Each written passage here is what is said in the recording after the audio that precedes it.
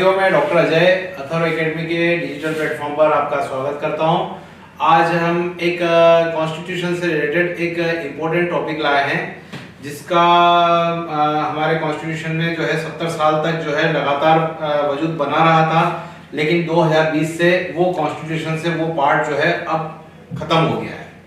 इसके अलावा जो है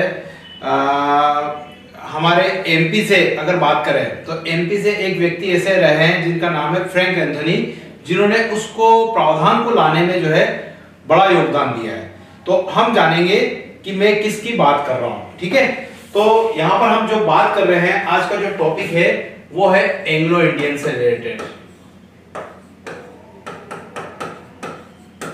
एंग्लो इंडियन है ना, यहां पर आपने कई बार सुना होगा एंग्लो इंडियन। पहले तो देख लेते हैं कि कॉन्स्टिट्यूशन में इससे रिलेटेड कौन कौन से आर्टिकल है। तो यहां पर हम पढ़ते हैं, इससे रिलेटेड एक आर्टिकल है आर्टिकल 331, एक है आर्टिकल 333, एक है आर्टिकल 334 और एक है आर्टिकल 366(2). अब यहां पर देखते हैं कि ये क्या मैं बोलना चाह रहा हूं, ठीक है। एंग्लो इंडियन, पहले एंग्लो इंडियन होता क्या है, ठीक है, इसके बारे में बात करते हैं। तो एंग्लो इंडियन जो है,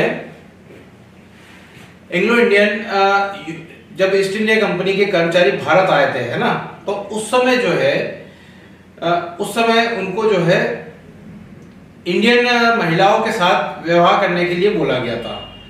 तो उन लोगों ने इंडियन महिलाओं के साथ विवाह किया और उनके जो बच्चे हुए वो आगे जाके एंग्लो इंडियन कहलाए। तो एंग्लो इंडियन की जो डेफिनेशन है, कि एंग्लो इंडियन की डेफिनेशन जो कही गई है आर्टिकल 366(2) में, उस पर डेफिनेशन समझाई गई कि एंग्लो इंडियन से मतलब ऐसे व्यक्तियों से होता है जिनकी पितृ परंपरा या पिता कोई यूरोपीय हो। पितृ परंपरा या पिता से, पितृ परंपरा की बात करें या फिर पिता की बात करें, है ना, दोनों कैसे होना चाहिए, दोनों में से कोई भी जो है क्या होना चाहिए, यूरोपीय होना चाहिए। उनकी जो संतानें होगी उनको क्या कहेंगे, एंग्लो इंडियन कहेंगे। एंग्लो इंडियन का हमारे देश के स्वतंत्रता संग्राम में भी काफी योगदान रहा है, यानी उन्होंने देश के डेवलपमेंट के लिए रिलेटेड जो है कई काम किए हैं। उसमें कई जो है उनके, जैसे मैंने बात करी थी आपसे शुरुआत में ही, फ्रैंक एंथनी, है ना, उनमें से एक व्यक्ति थे जिन्होंने काफी योगदान किया, जो कि कॉन्स्टिट्यूएंट असेंबली के सदस्य भी रहे हैं। तो आज हम जो इसकी बात कर रहे हैं वो इसलिए कर रहे हैं, पहले हम थोड़ा सा डिटेल में समझ लेते हैं कि इससे संबंध में आर्टिकल में क्या क्या प्रावधान किए गए। तो इसमें आर्टिकल जो मैंने 331 की बात की है, आर्टिकल 331 ये कहता है कि अगर राष्ट्रपति को लगता है कि एंग्लो इंडियन समुदाय के जो लोग हैं उनका प्रतिनिधित्व लोकसभा में पर्याप्त नहीं है, तो उसके तहत जो है राष्ट्रपति 2 एंग्लो इंडियन सदस्यों को लोकसभा में मनोनीत कर सकता है। यहां पर बात हो रही है आर्टिकल 331 में किसकी हो रही है, लोकसभा में मनोनीत करने की हो रही है। कितने मेंबर, 2 मेंबर, जो कि राष्ट्रपति जो है एंग्लो इंडियन समुदाय के, जिनका अगर प्रतिनिधित्व नहीं है तो उनको मनोनीत कर सकता है। अब मनोनीत की बात हो रही है तो इनकी पावर की बात कर लेते हैं। तो चूंकि ये मनोनीत हो रहे हैं तो इसका मतलब यह है कि ये प्रेसिडेंट के इलेक्शन में वोटिंग नहीं कर सकते।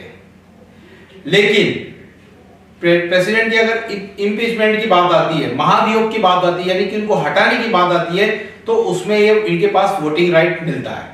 इसके अलावा इनके लिए एक और प्रावधान किया गया है कि ऐसे एंग्लो इंडियन समुदाय के लोग जो कि राष्ट्रपति द्वारा मनोनीत होते हैं, 6 महीने तक ये किसी भी दल की सदस्यता ले सकते हैं। अब किसी भी दल की जब सदस्यता लेते हैं तो फिर उस दल के विहिप का इनको पालन करना पड़ता है। विहिप आपको पता होगा कि जो कि एक पार्टी लाइन के द्वारा जो है वो जारी किया जाता है, जिसके खिलाफ जाने पर जो है दल बदल का कानून भी लगता है।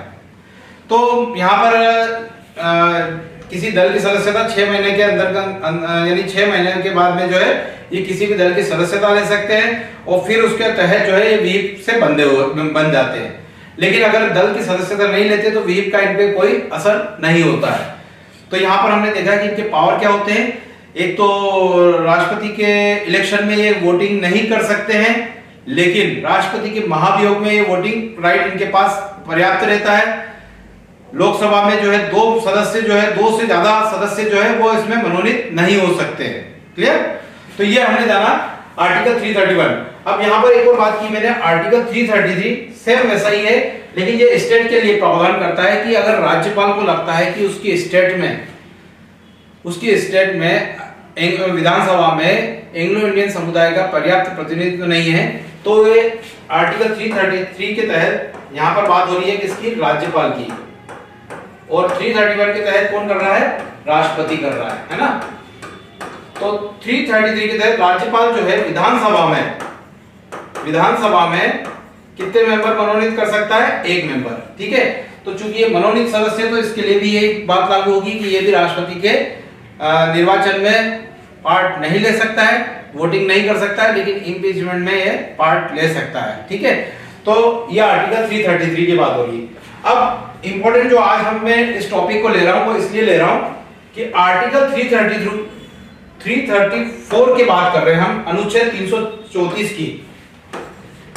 तो आर्टिकल 334 जो है 334 ये कहता है कि आपको पता होगा कि लोकसभा में, राज्यसभा में, विधानसभा में SC ST के समुदाय का क्या है?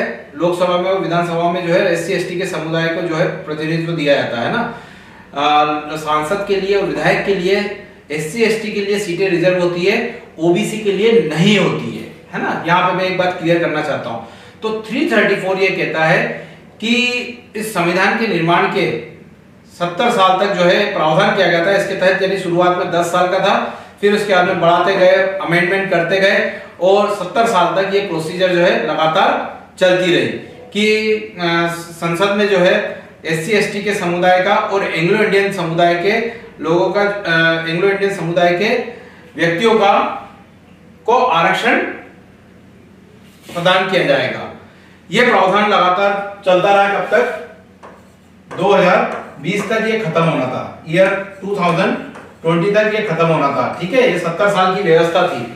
अब अभी हाल ही में जो है 2020 में 126वां संविधान संशोधन, 126वां संविधान संशोधन लागू हुआ, जिसके तहत इस 126वें संविधान संशोधन के तहत यह बात की गई है कि आर्टिकल 334 के तहत SC ST के सदस्यों को तो आरक्षण का प्रावधान जो है 10 साल के लिए बढ़ा दिया गया, यानी कि SC ST का जो रिजर्वेशन है वो 2030 तक कंटिन्यू कर दिया गया है। लेकिन इस 126वां संशोधन था उसमें एंग्लो इंडियन को जो है हटा दिया गया है ना। ये अपने आप में संविधान बनने के बाद में एक बड़ा चेंजेस हुआ है।